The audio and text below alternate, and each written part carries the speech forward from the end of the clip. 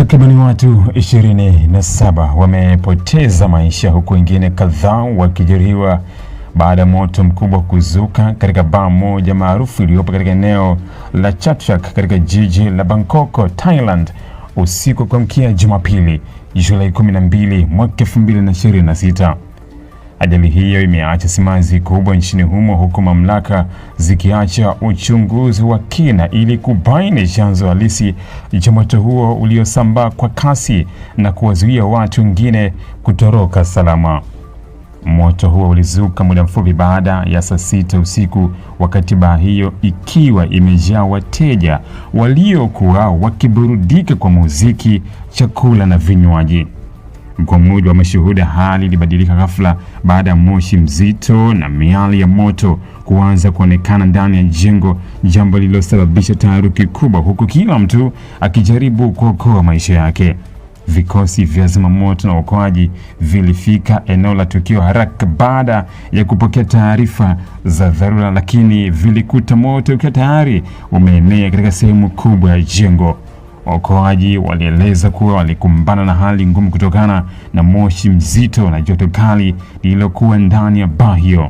Maafisa wa uokoaji walisema watu wengi walijaribu kukimbilia mlango mkuu wa kuingilia ili kujiokoa, lakini walikuta njia hiyo tayari imezingirwa na moto mkali.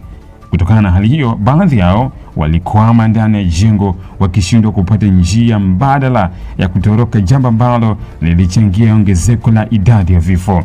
Video zilizosambaa kwenye mitandao ya kijamii zinaonyesha miali mikubwa ya moto ikitoka ndani ya jengo hilo, huku watu wakikimbia kwa hofu.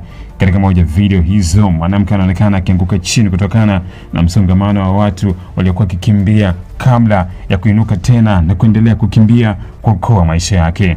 Ingawa video hizo zimesambaa kwa kasi, mamlaka hazijathibitisha uhalisia wake rasmi.